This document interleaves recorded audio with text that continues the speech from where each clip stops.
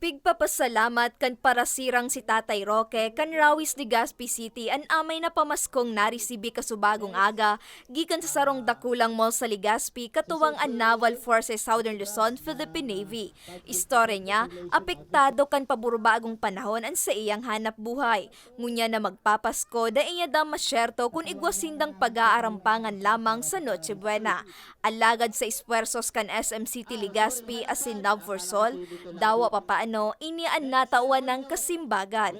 Nagpapasalamat po kami ta ko nabigyan po kami kayang araw ka na Christmas pangalan ka na yung so medyo yun na nagpapasalamat po kami ta sarong dakulawang tabang po sa muya sa sarong pamilya. Maraming salamat po. Si Nanay Corazon pigpapasalamat man ang Noche Buena package na narisibi. Dako lang bagay po ini sa muya, ngunya na Pasko.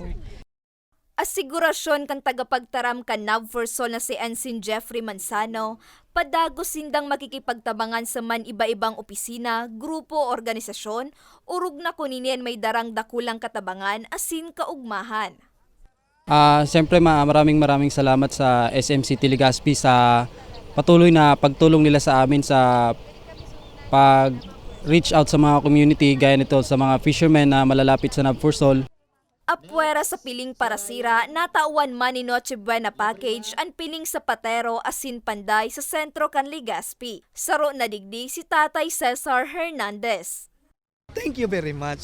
Dakulaon na pasalamat mi digi sa arog sa moy nagtitiyos. Salamat po, salamat.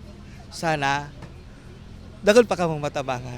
Natawan man ni Noche Buena package ang PUV driver sa Legazpi Grand Terminal katuwangan Highway Patrol Group. Sigun sa manihamiento kan mall, obeto nindang makapagiras sin biyaya sa paagi kan pagtuon nin simpleng kaugmahan arog kan Noche Buena package sa mga saraday na obrero sa probinsya. We hope na sa mga maliliit na bagay, nagiging instrument ang SM City Legazpi na magparamdam ng pagmamahal, hindi man sa material, sa pinakamaliit na pwede naming maibahagi or maipakita sa ating mga kababayan. Apwera sa Legazpi, ikukundusir man sa iba pang lugar sa Albay ang nasabing aktibidad.